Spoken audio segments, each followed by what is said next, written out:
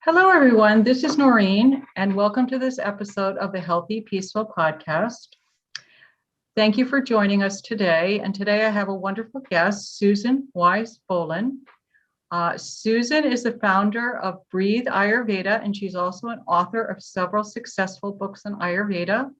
And we're going to have the opportunity to, chat about Ayurveda and whatever else comes to mind. So welcome, Susan. Thank you. Just hearing like healthy, peaceful. It's so nice. Well, it's based on Michio Kushi, and I know that you've been involved with natural foods and kind of natural wellness for a number of years. It's based on Michio Kushi's book, who was the founder of macrobiotics in the US on the East Coast, his book, One Peaceful World. So it actually has an origin. I credit Michio Kushi for that's for beautiful. Name. Thank you. Yeah. Thank you. Yeah. Something we can all aspire to, one peaceful world. So. Absolutely. Oh gosh, now more than ever. Absolutely. Yeah. Well, welcome. And I know you're dialing in from Baltimore. Is that's your hometown, Baltimore? Great. It awesome. Is, yeah. Yeah. So tell us a little bit, our viewers and listeners, just a little bit about yourself, whatever you'd like to share, how Ayurveda found you. So I'd love to hear it. It's always that way, isn't it? That something that becomes like your vocation. It's not always, but often if you're listening, that's it finds you and you just flow right into it. But I just grew up in Baltimore and actually started out my work life. I lived in Israel for a very long time and for a decade or so, and worked for the Jerusalem Post as a journalist and traveled around the world. And actually there were quite a few Indian influences in Israel because a lot of Israelis after their compulsory army service, they go to India for some spiritual awakening, as if there's not enough in Israel. But anyway, so they go over. Wow, I didn't realize that about Israel. That Yeah, they go to India and Nepal, and they study meditation and yoga. And they I go to India now quite often, and you see signs written in Hebrew because so many Israelis go to India. So that's pretty interesting. But so that influence did touch me in Israel. I actually began practicing yoga and meditation in Israel with some people that had been to India. And just held, little meetings in their apartment. And this is back in the mid to late 80s. So a very long time ago, but I was in my 20s. And I guess I was subtly influenced by that. I didn't know that I was going to go into Ayurveda, which is a completely Indian science of health and healing. But I certainly had this sort of this language, a little bit of Sanskrit and the meditation practices and so on, and yoga. And so it was when I came back to the States in the mid 90s, did a few things. And then eventually I opened a bookstore in 2004. I opened a new age bookshop and had a little Ayurveda section in my bookstore. And it really piqued my interest. And I took myself a little dosha quiz and saw I was like kapha and had a little pitta and maybe a little bit of vata because I love to travel and move around. But my Ayurveda journey began in 2007, and it just feels like eons ago now that I forget sometimes that origin story. But at the time, I weighed about 50 pounds more than I do now. And so I looked at Ayurveda as maybe this way to help me lose weight. And so I looked into places to go in America because I'd heard about this thing called Panchakarma. Panchakarma, it means 5 actions in Sanskrit. And usually you go to a place and they do all these sort of treatments on you, oiling the body inside and out, eating special food, having, there's also like yoga and meditation involved, but mostly it's these daily body treatments that are designed to remove toxins from the body. And so I decided to go to the Chopra Center, which at the time was located in San Diego, in Carlsbad, California, at the La Costa Spa and Resort. So no suffering involved there. Right. Yeah, that was a good place to go. So I went there for 10 days and did this this Ayurvedic cleanse. And it was, it was really profound. It was, of course, it was beautiful and it was very comfortable. And they fed us delicious food, and the treatments just felt really authentic. I mean, now I do go to India for Panchakarma, and so I see, the sort of difference of what they can do in America and what they do in India. But there, they even did Basti. They even did the Ayurveda enemas. So that was, Right. great Awesome. that they did that. And so after that experience, I really rapidly just embraced the Ayurvedic lifestyle. I lost a ton of weight. I started cooking in a completely different manner. I started to understand the doshas, Vata, Pitta, and Kapha, and where there was too much air and space, too much fire, and too much earth in my life, and learned how to adjust my diet in order to reduce where there was excess.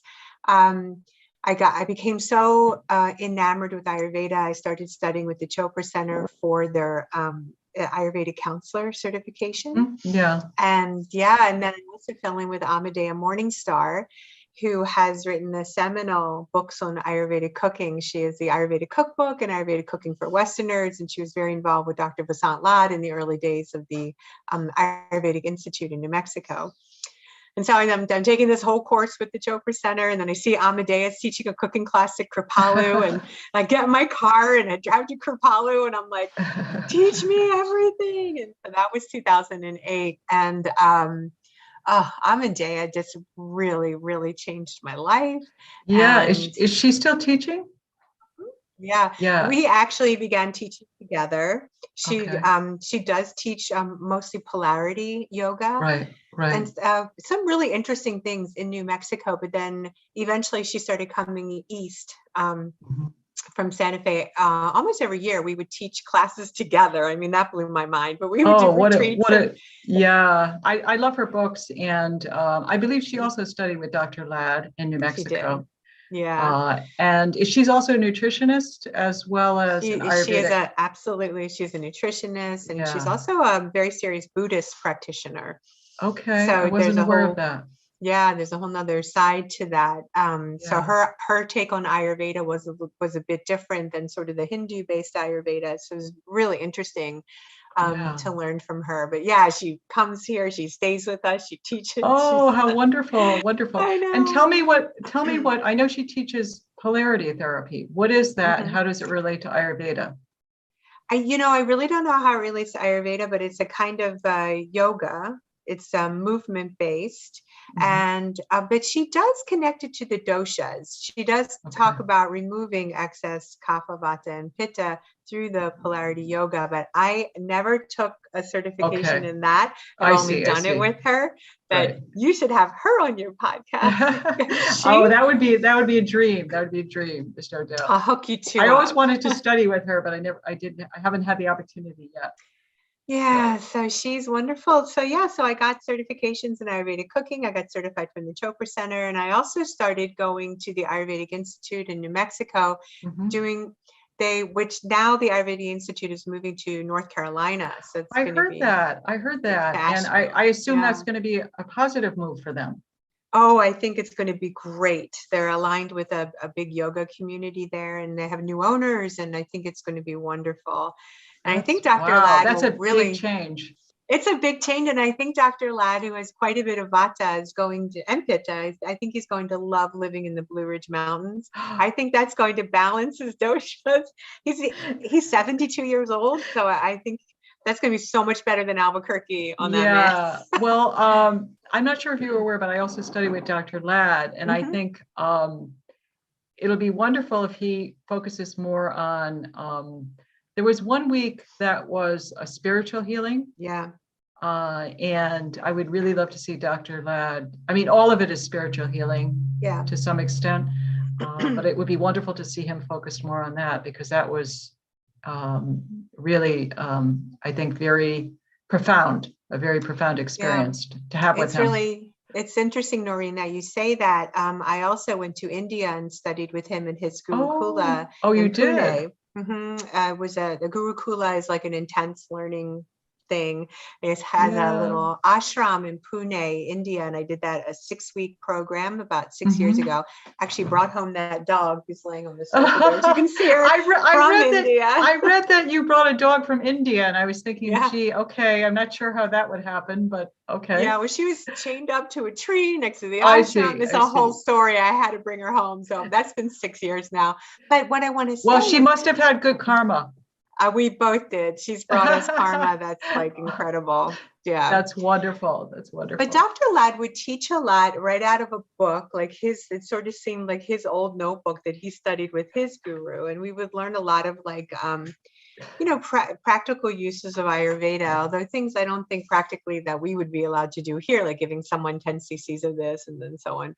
But once in a while, he would put that book down and he would go off into some spiritual universe as if he was channeling some information that I don't know where it came from. Yes. He would do like lectures on love or joy. Oh, it's or beautiful. Beautiful. I mean, so profound. And that's in my Yeah. journal. My notebooks is just full of 1,000 notes Oh, of when he would go there. wow. So he goes there, but you can't. He does teach that course. I've taken that intensive course too. But he dips into these places that are so special that you can't ask him to do it. It just has to arrive. You know, Yeah. it's really amazing. I love the way that you describe that, is that it has to arrive, Yeah. And I think he knows that too. there's no doubt. So I know you've also ventured in listening to some other podcasts that you've been on. It sounds like in some ways your life has had a series of 10-year journeys. That's funny. It has, like Israel was 10 years, and then there are 10-year journeys. That's true. Was that purposeful on your part, or No, it just happened, but I was worried when I was married for 10 years. I was like, but now we're married 11 years. So good. That's perfect then. Yeah. Perfect. And I know you made a transition from tell me about the transition from being an Ayurvedic practitioner since 2008, 2010. 2008, yeah. So working with clients to becoming a writer. Tell me about that transition. You're right. Israel was 10 years, and I owned the bookstore for 10 years, right? There's like a series of that. So I'm just, I'm just guessing that it's about 10 years, but it must be like some sort of Vedic thing. And Dr. Ladd has done my Vedic charts for many, many years. And I will answer your question, but Dr. Ladd said to me in 2008, I went and did Panchakarma for the first time at the Ayurvedic Institute, and he did my chart. And he goes, "Oh, you are going to be a big voice of Ayurveda in the West." And I was like, okay, I don't know. Right. But then, oh my God, then 11 years later, 10 years later, 2008, my first book was published in 2018. So 10 years later, I know. And it's still a bestseller. It sells like 40, 50,000 copies. Wow. It's always in the top 10. And the title is... I have it here. Yeah, show us the book. It's the beginner's guide, right? Yeah, I love that cover, by the way. They did a beautiful cover. It was just like an opportunity after I closed the bookstore in 2014, and I was just doing Ayurveda consultations full time and teaching Ayurveda cooking. The room I'm sitting in right now used to be a teaching kitchen. And when COVID hit, we just got rid of all the equipment and turned it into a sunroom. Okay. Because I don't know when I'm going to have like 20 people in my house again for a class. Right. But anyway. Right. So. Well, hopefully soon. Yeah, I don't. If it's meant to be. Yeah, I think I might be done. It's a lot of work. Yeah. Oh, it absolutely is. It's good energy, but an enormous amount of effort. Yeah, I did it for like 12. I did it for a long time. Anyway, so I was just, going along my life. I do a lot of like newsletters and contributed writing for articles and things like that. And so I got a call from a company that said that they had been, following me and wanted to hire me to write a beginner's guide on Ayurveda. So I thought it was a scam. I was like, there's just like no way that just happens, right? But it turned out to not be a scam. And it was a media company. They're called Callisto Media, and they're based in Silicon Valley. And this is a different way of writing a book. So they see what's trending in search words and so on. And then they look for experts to write books on certain topics. And so they contacted me to write. It was actually a bit of a different book than it turned out to be. They wanted to do a pros and cons kind of book. And I said, I'm just not like a con girl. Like, I'm not going to write cons about things. I only want to put the pros out to the universe. Right. Yeah. Well, that was great that you, you interjected your authentic voice, that it wasn't just executing, you had some creative license there. Totally. And I'll tell you, Amadea Morningstar told me, besides Dr. Ladd telling me I was going to have this voice, Amadea told me in 2008 that I should, I was going to write a book or be the voice of Ayurveda for Jews. And so there's actually several things in here about being a Jewish girl writing about Ayurveda. So that did happen. The book came, the way it was written was in a short period of time, about 2 months. And I had editors that I worked with and word counts, and then the whole thing, deadlines of turning in chapters and so on. And it really taught me so much, because I'd never written a book before. So I really learned a lot from them. And then they produced this really beautiful book that it stays in the bestseller list also because this company advertises a lot. They do a lot of research. They knew how to make the perfect colors on the cover. I get people tell me that the size is perfect, and they love just like the colors on the page. And there's it's a very attractive book. It's a very attractive book. They did a beautiful job in creating the book. So it's just like are they also the publisher, Callisto? Yeah, Callisto Media, but then the imprint of here is called Althea Press. They have different imprints. And so that book, that was like really exciting. And so I was like, I'm a published author. So I started thinking that I would like, though, to be with a more traditional publisher, because in case anyone's interested in writing a book, this worked by they gave me a contract and I had a flat fee. I do not get royalties on this book. I see. Okay. Unfortunately, because I think I could have lived off that, but I get no royalties, flat fee. But this book opened the door to many things. And I'm assuming that as a new author, it's a little more challenging to negotiate what it is that you want to get. You obviously wanted to get published, so perhaps there wasn't a negotiating leverage to say that I want to set my there's with a published book that's done well, you're obviously shifting to a different position. There's the capacity to negotiate. Yeah, but the first company, it's very rigid. They have a contract, and that's the way they work. Right. Okay. When I did start doing a lot of publicity, I started going on my own book tour, because I used to have a bookstore, so I know how to go on book tour. So I started doing all these book tours. They did actually give me another check, which a surprise. So they did actually give me some more money, which was they nice of them. That's great. They recognize that you had made a great contribution, and that you were actually adding even more value. That was nice. Cool. Then because of this book, though, I started talking to friends of mine who I had made when I had my bookstore, who were like book reps and so on. I was like, do you think I could get an agent? You could help me, because I have some other book ideas, and now I know how to write a book, sort of. And so one of my friends did help me get an agent. Actually, several agents called me. And I had conversations with them, and I picked one, and then started working with her. And we went through several different proposals for a new book. The book I originally wanted to write with her has not been written yet, and so I hope it will be written one day. Okay. The publishers like see you, and they see your writing, and they see the proposal, and then they come up with an idea. Well, we think maybe we'd like a book. So for this, what happened with this is the publisher said, we really want something about Ayurveda, but more seasonal care. Like, how does Ayurveda work with the seasons? Sure. Because I guess people like search for that or something. And so Yeah. they said, can you write that book? And I was like, oh yeah, Yeah. definitely, I can write that Okay. book. Yeah. And so, Yeah. yeah, that became this book, and this is with Simon and Schuster. Oh, wow. And Wow. so I And got that's like a beautiful book as real, well. yeah, I love the colors. It like Yeah, matches the it's outfit. beautiful, beautiful book. And Yeah. I love the seasonal approach as well. And I like the way that you you broke it down into like even the koshas and the sheets, and you had various things there that were I think very, very mantras, so that was a really beautiful book. Yeah. So I guess as these things go, Noreen, you have frozen on me, so I'm oh not sure boy. where we are.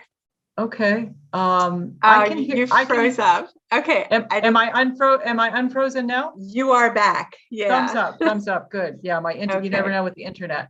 I I think we're know. still on. We're still good. Yeah. Okay. So awesome. I love that book as well. And I love the seasonal approach, which is so in tune with Ayurveda. Yeah, it really made me look at my practice in a different way. Also, I had an editor here that was very hands-on and really, oh my God, so much great advice. It was like a master class in writing a book with this young lady. She had also edited one of Dr. Suhas Kirshigar's books. So, okay, of course. Yeah, he had the hot Dr. belly Suhas. diet. Yes, the hot belly diet. And yeah, I love that Yeah, title, the hot and belly diet. Yeah, I think she did Change your schedule, change your life. Yeah. Yeah. And so she But had a great I am grasp actually on that. wondering how many Americans really want to change their schedule, I know. Well, so our specific little audience. That's awesome, because I love those titles. Those are great titles as well. Yeah. So this book, though, it really helped me, this approach to when you're feeling good and when you feel balanced and life is going well and you don't have any major challenges, you really just should be living with the seasons. Mm-hmm. You don't have to do like kapha reducing all year long or pitta reducing all year long, unless you like have a flare up of excess dosha. I really feel that, and we're talking at the perfect time because we're going into spring. Yeah. And these and I definitely want to turn to that. And that's a great, I think, because people get so overwhelmed with the doshas and, pacifying or balancing a dosha, and it can feel overwhelming and a bit rigid, and we don't want that to happen. We want the benefits to win out.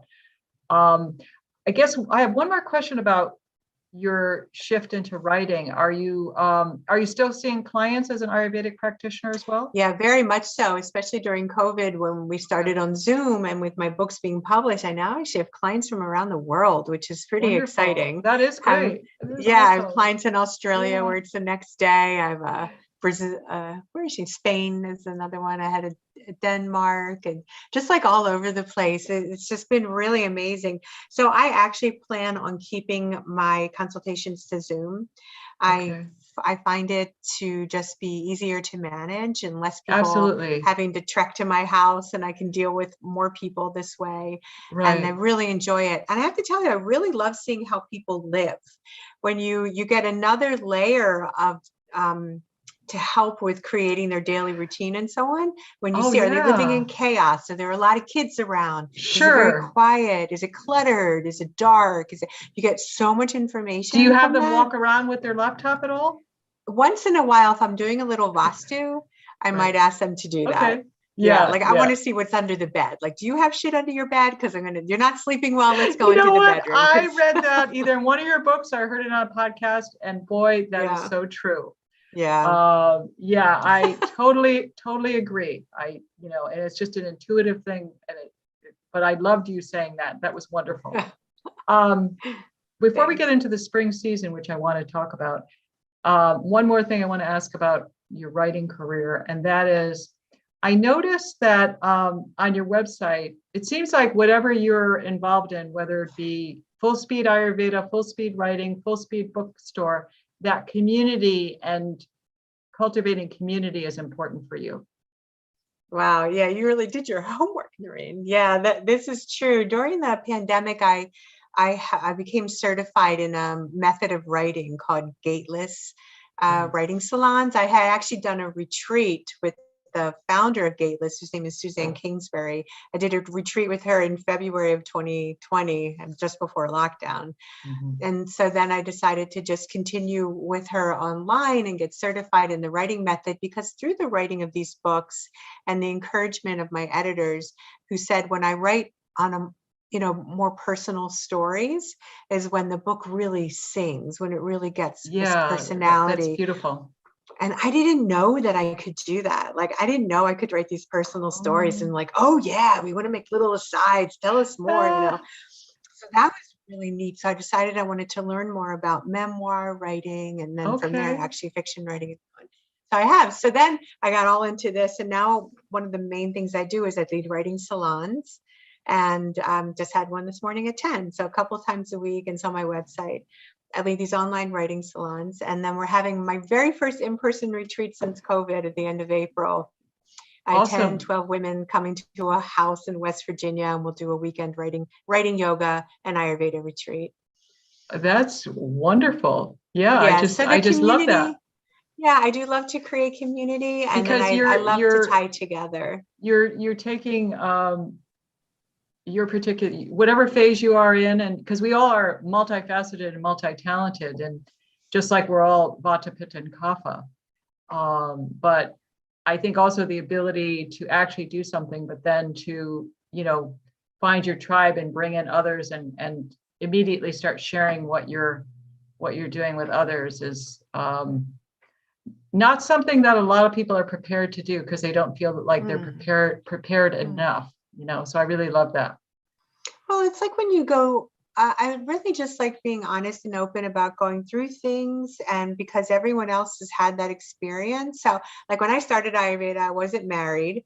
I wasn't even perimenopause. And so, and then I got married, then I was perimenopause, then I was menopausal, and now postmenopausal. So like I have like this whole arc, to talk about in there, how Ayurveda works with just those stages of life, which is pretty amazing. And so my clients have come along with me, and it's in the community. So it's pretty cool. That is really cool. Yeah, awesome.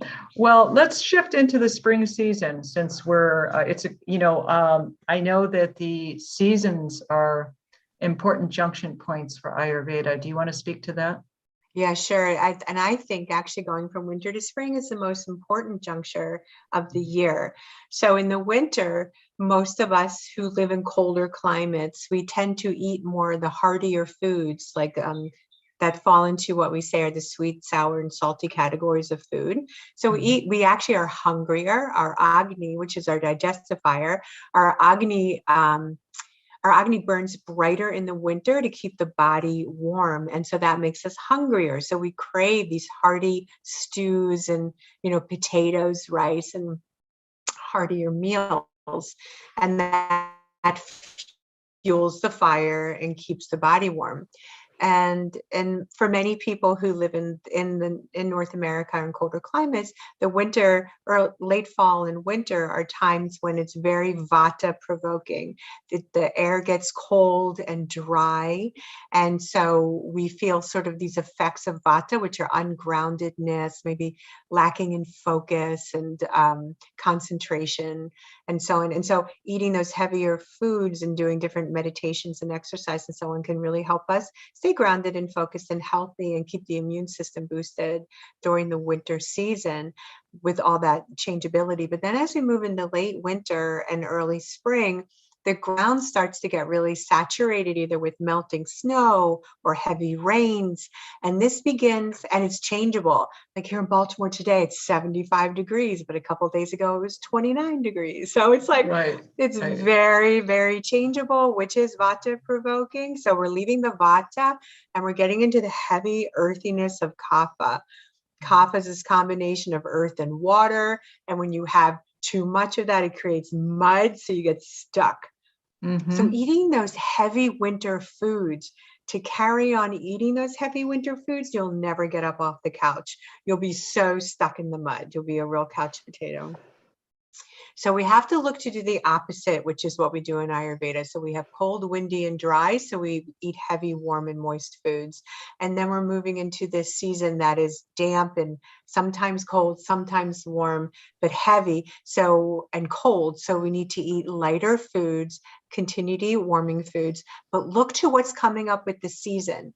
So in the winter, we have a lot of root vegetables. Now going into this season, we have all these amazing greens that are naturally detoxifying, like dandelion greens, mustard greens, lots of the herbs like cilantro, parsley.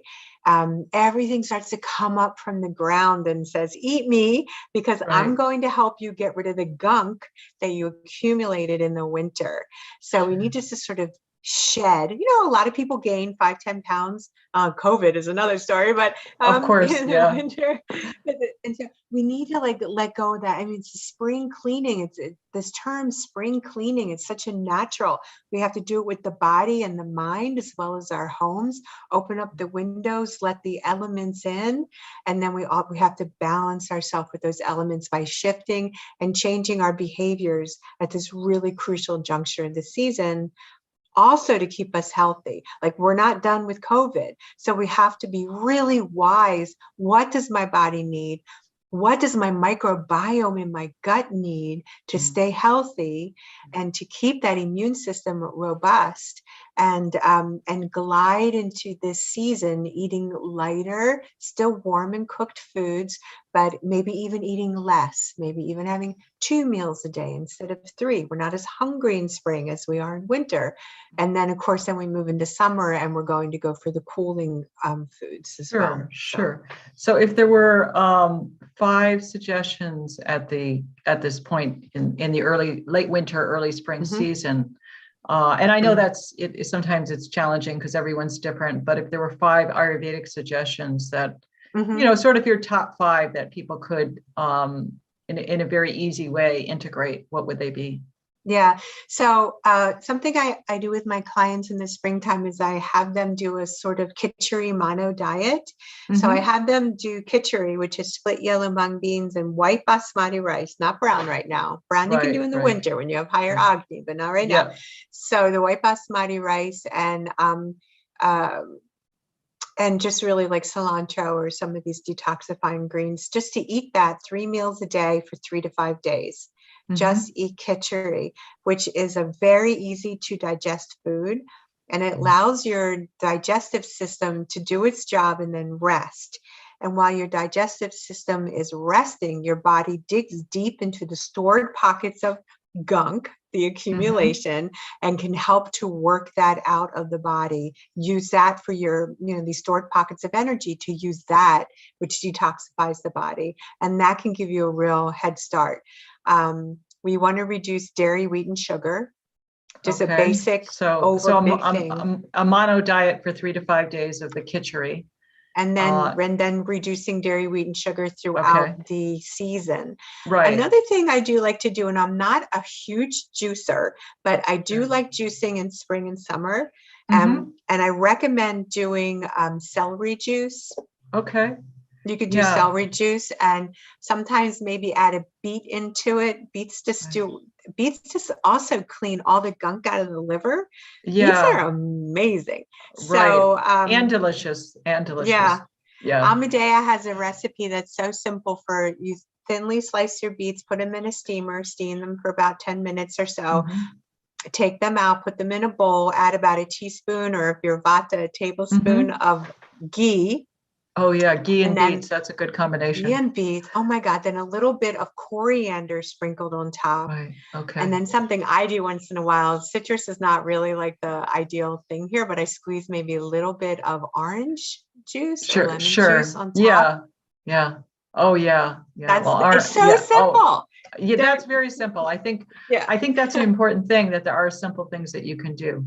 Very So simple. that would be Yeah.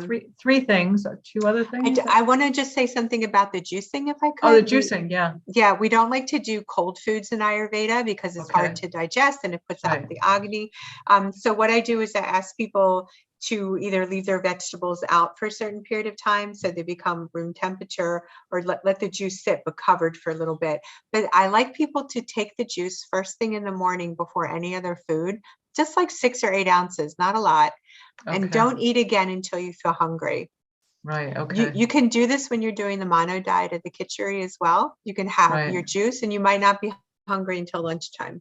So Okay. it's a Okay. big boom of nutrients when you juice your food, but I don't recommend it all the time because there's no fiber, and we also need fiber. Right. So Of course. Of course. Okay. Well, those are great suggestions, thanks. for the spring season. In terms of your journey with Ayurveda and over the last 12 years, what would you say, how would you say your journey has really evolved in terms of the way you engage with Ayurveda, the way you engage with clients, some of the things that really have shifted for you as you've matured in your practice and just, your own integration of Ayurveda into your life?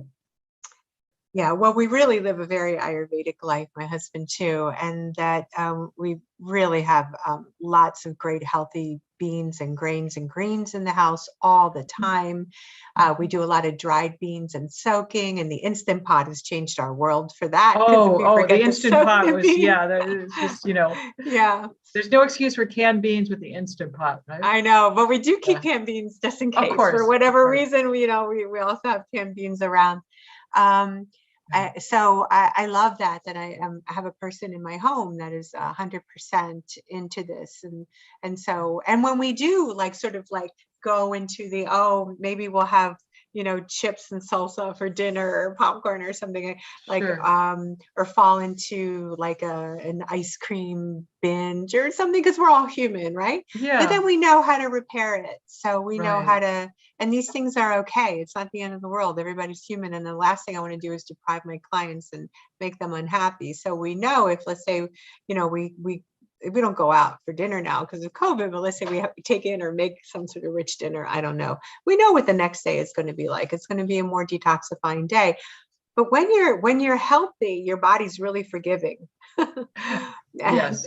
And so when you Yeah. get to this place where you're already, like, my weight loss is, I mean, I have sustained a weight loss for 12 years or 13, 14 Mhm. years since 2007, whenever, how many, That's awesome. it's a long time ago. And Absolutely. so, That's an yeah, awesome yeah, and so uh that's just that. So that's just really cool. And so I moved through the world very differently because of that. But there's a reminder, oh yeah, I'm healthy. And so if I mess up a little bit, I know exactly how to get back on track. So I try to be very forgiving also with my clients, and I am not rigid with them. I don't say you have to do it this way or else it's not going to work. I say, let's look at your lifestyle. Let's look at what's going on in your world and how can Ayurveda fit into your place. And I think that's that has awesome. definitely evolved from when I first started practicing, because I was like, you must eat from this guidelines and this, Sure, you got your list of spices, your list of foods, and yeah, that it can Yeah. feel a bit overwhelming. And it's not Um, realistic for people, and you want them to stick with it like I have. And you yeah, just want them to absolutely. have this lifestyle. Yeah. Yes. So, and one other thing I learned, and if people are Ayurvedic students or watching this, in the very beginning, I took such copious notes about my clients, like 5 or 6 pages of notes. And then I would go sit with Ayurvedic books and research, and I would write them up, the hugest plan, like a 10-page plan of what to do. It was like everything was like a freaking thesis. And then Right, right. and then another Ayurvedic practitioner, I told her about this, how long it really took, like 5 or 6 hours with each client. She said, you tell them to write down. Tell them to open up a notebook and write it all down. You don't need to do it. Changed my life as a practitioner. I made sort Well, of yeah. Well, forms and so on. but you had to go through that process probably, Yeah. right? Mhm. I know for many people, whether they're adopting an Ayurvedic lifestyle or just really wanting to release habits that are no longer serving them and want to bring in better habits. Because in some ways, Ayurveda is all about creating the framework so that we can we have optimum health, and we're free. We're free to realize our full potential. But habit change is hard, and there's so many books about habit change. So how do you see Ayurveda fitting into that? How do you see Ayurveda helping people in that regard? I'm very clear with my clients, like, especially during COVID, there were many of my clients who started drinking a lot more than they had before. Okay. Maybe they would have had a drink on the weekend, or maybe just one glass of wine, and then suddenly it was 3 glasses of wine, and then it was whiskey and things like that. And so I would try to be really gentle with them and say, look, let's just do 21 days without the wine. Let's just see if we can do that. Okay. I think you had that in one of your books, right? 21 I think days? I might. Yeah, or maybe it was 21 days about, okay. Yeah, Panchakarma is also 21 day. A real good Panchakarma is 21 days. But and that's true. If you go through Panchakarma for 21 days, you feel the effects of it for months. And it's the same. So if someone stops drinking or eating something that, let's say they're really, really high pitta, we want them to avoid spicy foods, but they're addicted to barbecue or something like that. I just always just try and say, you can do anything for 21 days. I know you can. Like, I just try to gently encourage them. And a lot of the pittas, they love the challenge. They're like, oh yeah, I can do that for 21 days. Right. And then they come back but then they see, oh my God, I didn't miss it. I felt so much better. So much is about sleep. Like, I think sleep is like the tell-all of everything. Well, it's one of the main pillars, and so many people have challenges with sound sleep. Everything I do leads up to good sleep and waking up refreshed. Right. So if you eat an early dinner, if you're not drinking alcohol, if you do the Vastu things in the bedroom, whatever, then you can wake up refreshed and you can begin your daily routine. You can do your oral care. You can do your Abhyanga. You can do your meditation. You have energy to do that. But if you're having dinner at 9 o'clock at night and hitting the fridge again at 11 and having, late night drinks or doing stressful activities in the evening, it's not going to work. And so I also do that. Whatever the habit is that is affecting their sleep, I try to pinpoint it, because none of them are sleeping well.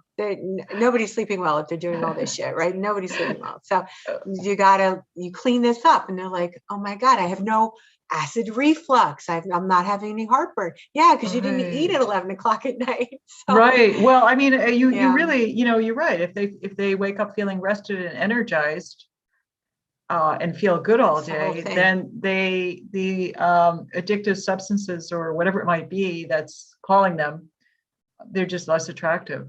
It can help, but less appealing. I do try to start with this 21 day, and everything that we're talking about. I like that, because you're not saying, oh, you need to change, you need to do that. It's just let's try it. It's like running an experiment. Right. And then let's do another 21 days. But everything we're talking about here is for people going through natural lifestyle fluctuations. So I'm not really talking about people who have really serious addictions, of course, who have mental health issues, because that is a whole nother level of practitioner. Oh, absolutely. So I don't want people to think that just having celery juice is going to cure their depression, because of course not. Of course not. You make a very good point in that regard. I know you've talked a bit about emotional eating, and that I believe you said in one of your books, or perhaps somewhere else, that all eating is emotional eating. That's my mantra. Yeah. I love that. Eating is so intertwined with just everything in our lives, much more than basic survival needs, although that is the purpose, and nutrition. But could you speak to that? What you mean by that, or how thinking about that would be helpful to people? When I started studying Ayurveda, I learned this Sanskrit word rasa, R-A-S-A, which has many meanings. But two of the meanings of rasa are taste and emotion. And I was like, oh my God, they knew that 5,000 years ago, that when we're craving a taste, it's connected to an emotion. And Amadea Morningstar, in her first book, The Ayurvedic Cookbook, did a beautiful illustration of when you crave bitter, this is the emotion that you're feeling. When you crave sweet, this is what you're feeling, and how to balance it. And so I just went off on that in all of my Ayurveda career and expanded on that. And I do have that in my first book, an Ayurveda Beginner's Guide. I think I have a really clear, I went and I talked to Amadea. I said, can I copy you, but like add the other stuff that I've been learning? Right. And she gave me her blessing. And that's great. yeah. And so I see that we know, but just very simply, like if someone craves a lot of sweet food, they're constantly craving sweets and having something in their mouth. I just try to say to them, well, tell me about your friendships in your life. Tell me about your relationships. Like, are you getting enough hugs? Can you express the love that you have for others? Do you have a pet? Where can you gain more sweetness in your life that's not from food? Yeah. That's just something really simple. And so when I ask my clients on my evaluation form, what type of food do you crave? It does tell me a lot about the person. Cravings and desires. Food cravings and emotional desires are just like completely connected. And so I really love to delve deeply into that with my clients. And it's like eye-opening. It's just really eye-opening. And it's just intrinsically tied together. Awesome. Yeah. I mean, in Ayurveda, there's the 6 tastes. And so how does that relate to exactly? So sweet, sour, salty, bitter, pungent, and astringent. And so in my books, I align emotions with each taste, and I really would have to look it up. Oh, no. Yeah, no, we don't want to, I guess I'll redirect that question. It was more about, Ayurveda will talk about a meal being a balanced meal and incorporating the 6 tastes. Yes. And how does that help with emotional eating? Oh, it's satiation. So we say that you have to have all 6 of those tastes in every meal. Even though we want to concentrate, like in spring, we want to concentrate in the bitter, pungent, and astringent, but we should have a little bit of the sweet, salty, sour, because that creates complete satisfaction. And we know when we're satisfied in the body, we're satisfied in the mind, and really vice versa. So we're feeding the entire thing. We're not just feeding the stomach. So we do need to have a little bit of each of those.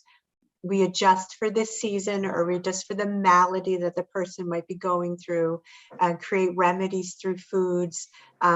Maybe like when I lost all my weight, I really did have like no sweet, salty, sour. Sweet is densely nutritive food. It includes nuts and cheese and things like that, and wheat.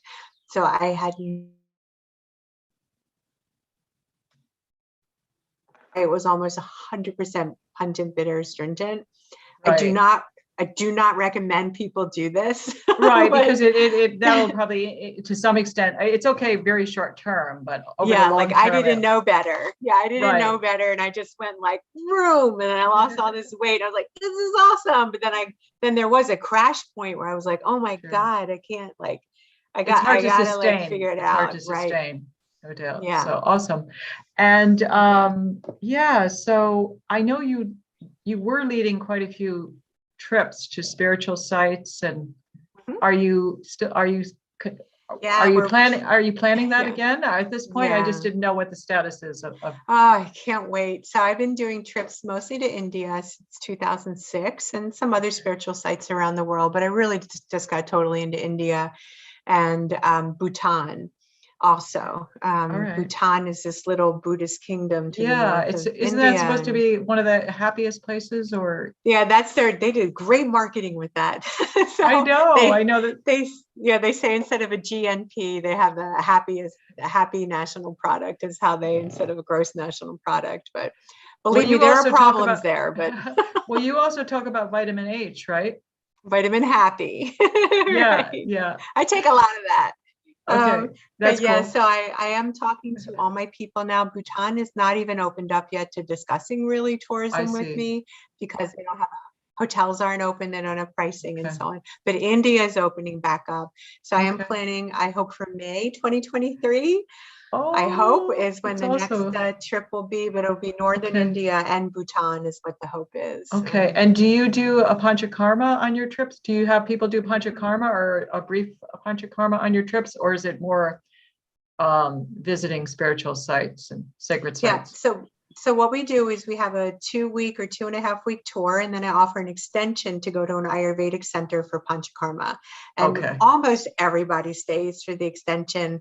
And I Right. usually go to the south of India, which might Right. be different this time because we'll be in the north. And there are places in Rishikesh that's some good places, but I usually go either to Kerala or Tamil Nadu, and Okay. to Vaidyagrama or Somathiram, 2 places where I take groups for Panchakarma. Wow. And That's yeah. wonderful. Wonderful. And Yeah. how about you? And I'm sure you have a new book, being a writer, I'm sure you have a new book underway. It's kind of, I mean, Yeah. that I suppose that's a given. I have a couple of projects. So really during my Is there second anything book, you want to speak about? well, my second book came out during COVID. So there really was like I can't do anything with this book. I can't go anywhere. And so on, just all Right. Zoom stuff. And so I don't want to talk about it too much, but I do have 2 projects underway, and probably with 2 different publishers is what it's actually looking like. So I have to sort of Oh, concentrate on what I'm doing. okay. And there was a lull there for a while, but now people are really getting back to, oh yeah, we want Ayurveda books. And Okay. so, yeah, I'm not Right. going to talk about what the That's topics okay. are. That's okay. That's awesome. I Yeah, look forward to the unveiling. That'll thank be you. wonderful. Tell me about your thoughts right now, Ayurveda in the US. I think, yeah, And the growth of Ayurveda, the future of Ayurveda. Is Ayurveda mainstream? it's not mainstream yet. And I'm also on the board of NAMA, which is the National Ayurvedic Medical Association. So we do a lot of thinking about how do we get Ayurveda more into the mainstream. I don't know that it will ever be there because there's a lot of misconceptions about Ayurveda. For instance, if you look at Wikipedia, no matter how many times they try and change it, they call it quackery, which is really horrible to the people of Yeah. India who Okay. have I didn't practiced realize this. that. Wow. Oh yeah, and there's a lot of Yeah. that. They've practiced for 5,000 years. It's their indigenous medicine, and Right. people in the West are saying it's fake medicine. So that's really, really sad. So I don't know when that's going to change. But people who do come into Ayurveda and have positive results, they tell others, tell others, tell others. So I'm hoping that Ayurveda becomes like yoga, and you do have an Mhm. Ayurvedic practitioner on every corner. But people really need to do their homework, just like you do your homework. I've seen people, they go to a yoga center. The person teaching the class is maybe just taking a weekend course and get some certification and puts you in a headstand and you hurt yourself. So it Right. has to be buyer beware. Do not go to a yoga practitioner who has like a 200 hour. You want to go to the 500 hour or more yoga teacher. And same with Ayurveda. You want to look into their credentials. How long have they been practicing? Where did they study? Talk to people that they have treated. You don't just want to because I see people, I see even cannabis places, selling things like ashwagandha and triphala. And I'm like, you don't even know how to use that. Don't just put that on the shelf. Yeah. People putting ashwagandha in their smoothies and Well, I'm like, even turmeric and oh, absolutely. used in it's a delicious and very medicinal spice, but Right. Or selling golden milk at Starbucks and right, yeah. right. So the buyer really has to beware. So I Okay, see that's a very Ayurveda in good the point. West. Yeah, I see it really kind of, exploding in certain places, but just know what you're getting into Mhm. and talk to somebody, get some knowledge before you dive into it. Because, as somebody who's got a real vata imbalance, if an Ayurvedic practitioner says, oh, it's summer, you can go ahead and just eat raw foods, which makes no sense at all, but this is what I've heard from people. And then Right. it's hot out, you digest it better, but it's the complete opposite. It doesn't work that way. So I get all these vatas I have to repair because they Mhm. can't eat raw food any time of the year. It messes Right, them up. right, And when right. they start nourishing themselves, they're like, oh my God, I had no idea. So all that being said, go to the NAMA website, look for practitioners or talk to people who've had positive experiences. Look Mhm. at the top 10, top 20 books on Ayurveda. All Mhm. those people have blurbs from great Ayurveda practitioners. Go buy those books too, and then you can start that way. Yeah, no, that's really good advice, good suggestions for people. Good. So awesome. Well, Susan, this has been really wonderful. I so appreciate you joining me today. And where can people find you? Yeah, so my website is Breathe Ayurveda, like Eat, Sleep, and Breathe Ayurveda, BREATHE. Okay. AYURVEDA, breatheayurveda.com. Or even if you Google my name, you'll get my Sure. website, Susan Weiss Folin, Ayurveda Baltimore. I come up, Okay. and Yeah. So there's I'm happy.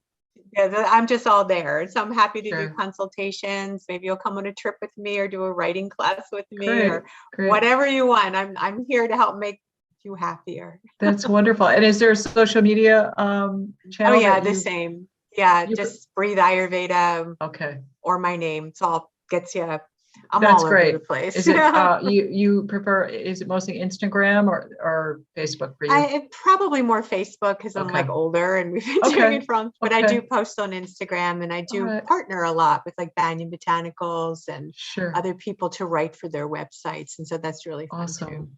Well, thank you so much. I so Yeah. appreciate you joining me Thank today. you. Thank you. It's great to talk with you and Absolutely. get Ayurveda out there to the world.